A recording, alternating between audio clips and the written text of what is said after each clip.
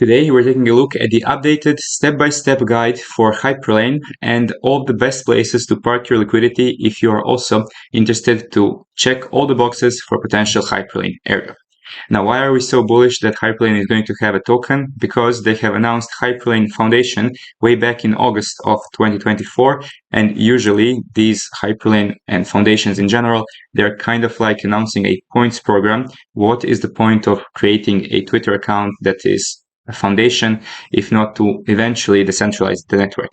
Now, this one only has about 5,000 followers, but it is followed by very reputable people and Hyperlane project itself. So we have every right to believe that there is actually going to be a token and potentially very likely an airdrop as well. Of course, we're all in crypto for the tech, right? So let's go super quickly across some of the major technical advancements that they've done over the last couple of weeks and months. And if you just want to skip to the airdrop steps, feel free to fast forward maybe 1 or 2 minutes. But seriously, in March 2024, they only supported 16 chains across all of their supported dApps. And now in March 2025, we have over 140 chains. So this is a huge stepping stone. And they're also integrating with something called intents. So if you didn't know, like I had no clue what intents are. And the difference between Google and something like DeepSeek is beyond crazy. So if you're still not integrating these AI tools to help you on your research and regarding everything, not just crypto, I would highly recommend one of these methods. But in short, intent is basically a smart contract which locks up funds on one side of the chain and then unlocks the exactly amount of funds on the destination chain. So it's very straightforward, very simple to understand, but it is becoming more and more prevalent, and Hyperlane is one of the pioneers of this technology. So it is amazing to see that they're actually at the forefront of this as well. Of course, if you're interested to learn more about these things, links about all of these things we talk about in the videos are always in the first link of the description of every video. But yes, I am seriously shocked by how incredible the difference between some of these AI models is from the last couple of years and months in development. Anyway, speaking of remarkable things, where in the world do you have a owner dropping memes like it's nothing? Of course, our Discord is the place where you get the most updated information for all things in crypto regarding airdrops, some DeFi plays as well. We have dedicated channels for many different airdrops that we're currently farming. But did you know that to prepare for his role as the Joker, Joaquin Phoenix had to hold Ethereum for 3 years? Guys, jokes aside, crypto is very lonely sometimes, and having a community that actually pushes you in the right direction to help you achieve your goals, it is much more important than all the important information that we share in all these channels. Sometimes just the understanding that you share your successes and some failures along the way, that you're not alone, that is so much more worth than just some information, data, and that kind of stuff. So think about it as well. If you're interested to join, everything will always be in the links mentioned earlier. Alright, Hyperlane. So first things first, if you're just looking to passively potentially qualify, the best thing you can do is to just have some of your liquidity farming the potential airdrop by having it paired with Ethereum, with ETH, and you just do so on PancakeSwap or on Camelot or on LFJ, previously known as Trader Joe. Now the difference between all these three is very minor, but for example, LFJ had the best composability features because you could actually position your bins in the right order and put the precise price ranges you want to target. So it's very similar to like Meteora, but it's not the best yield.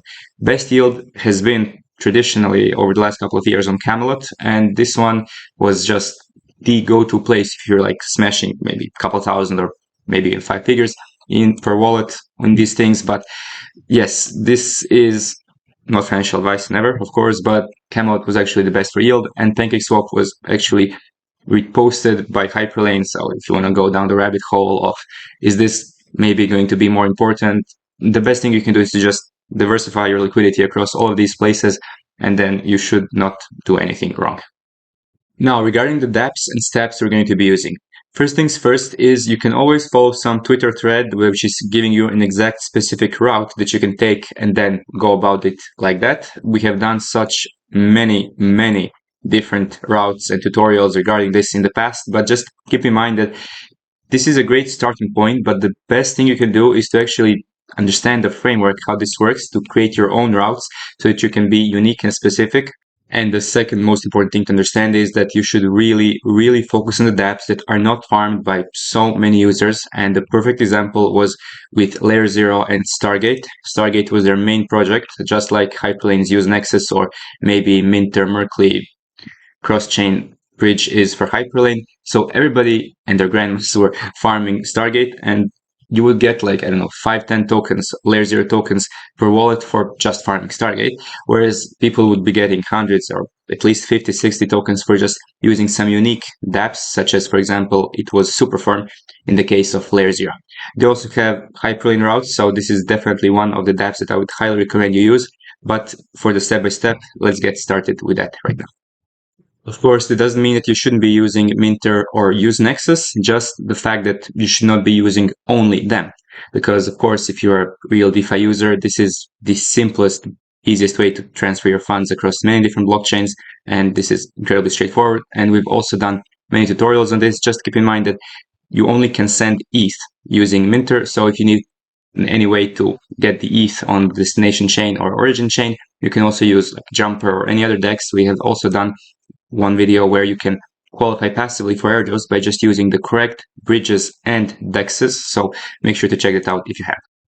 And the same thing goes for Hyperlane Nexus. They are probably the most used alongside Minter Merkley, but they are really great project because they have so many different routes, and you can actually see from your origin chain what is the only possible routes to your destination chain. So for example, you can see that from Solana you can only send to Ethereum, Stride, or Celestia.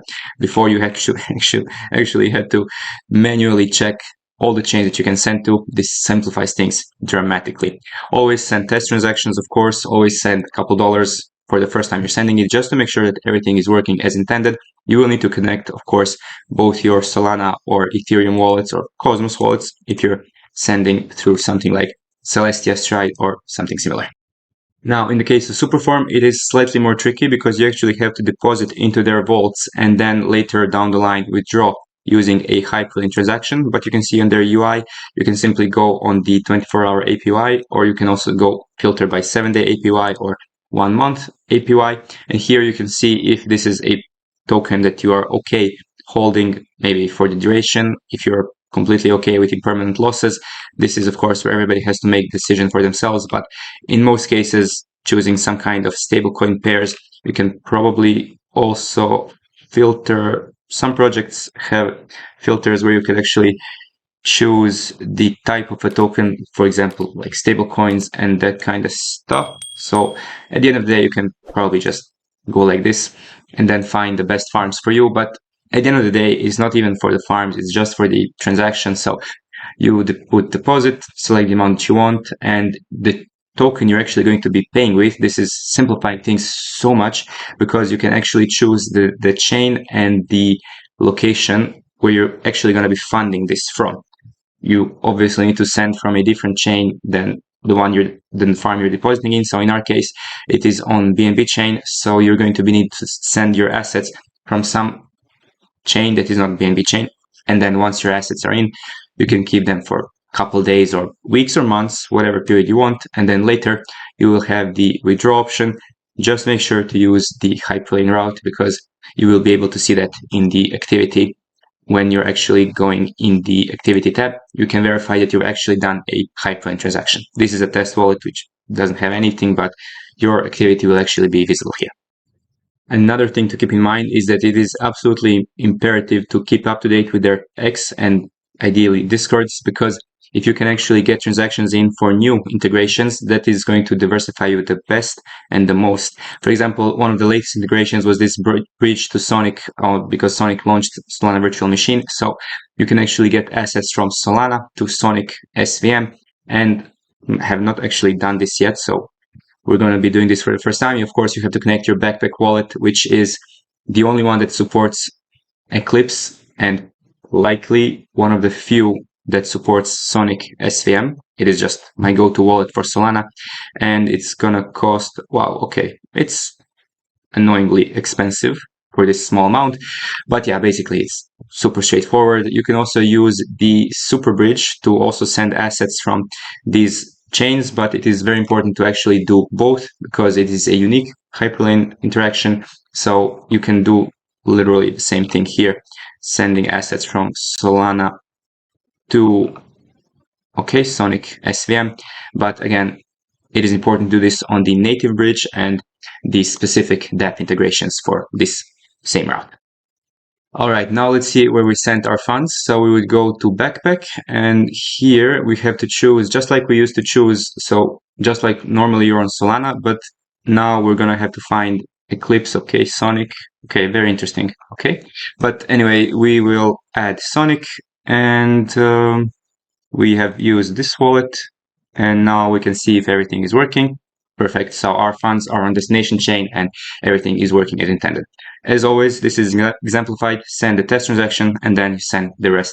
Of course, when farming these bridges and Hyperlane and everything else, it is incredibly important to build a lot of volume. So ideally, you want to do like $5,000, $10,000, $15,000 in volume, and it is incredibly easy to do because if you just send a couple $1,000s a couple times, you can do one wallet in 15-20 minutes per route. So to sum up, we've covered two dApps that most normal DeFi users would be using in Usenexus and Minter. We have explained the rationale why it is incredibly important to also use a little less known dApps, but again, not some complete random stuff like Trump Chain or Pump BTC. Of course, everybody has different risk tolerances, but in our cases, you want to diversify your usage, but again, keep a little bit of common sense and capital preservation, because just because these dApps are listed doesn't mean that they're safe. So you have to decide for yourself which ones you're going to actually be using. And finally, the third rationale is to actually use dApps that are recent but well-known, such as Sonic SVM. This one is probably not going to be farmed by a lot of people because nobody is paying attention to crypto in recent weeks and months. So this could be your competitive advantage. At the end of the day, if you really want to test out all of these dApps, it is very, very highly recommended to really use a burner wallet or some wallet with just a couple $100 or a minimum amount of funds, just to make sure that everything stays as safe as possible. For people who actually want to build volume, and that is kind of the best way to farm bridges, this is the final list of dApps that I've been using over the last year, and that I can, with a little more certainty, nothing is guaranteed, but with a little more certainty, suggest to actually focus on, because this is going to give you the best chances from the risk to reward standpoint. So that is, of course, Usenexus, that is Symbiotic, that is Superbridge. You have Sonic SVM, you have this Superform, Treasure Bridge. Treasure Bridge is a very straightforward but relatively unique interaction. Eclipse Bridge, definitely use the native bridge at least once from Ethereum to TETH. Turbo ETH. You have Skip. Skip is a very reputable application. Stride, Hyperlane Bridge, of course. Injective, EN, EVM. I wouldn't keep any funds there for a long time, but should be a safe interaction. Then you also have, of course, Forma Chain Bridge. You have Minter Merkley we mentioned. And then there's Zero Wave for refuels. And there is Leap SwapFast, which is maybe a 3-in-1. If Leap as a wallet, Cosmos wallet, ever does an airdrop, it's going to be maybe kind of qualifier if you also use this feature, and it is a really, really useful way to transact in the Cosmos ecosystem. We have a specific channel focused exactly on bridge strategies when it comes to airdrops, so this is probably the easiest way to stay up to date with everything regarding all of the latest developments. And that is a wrap for all the topics for today. If you find the content valuable, make sure to like and subscribe, bell notifications on. Any questions, comments, I'm waiting for you in the comment section as well as our Discord. Thanks for watching, and until next time, have an amazing day.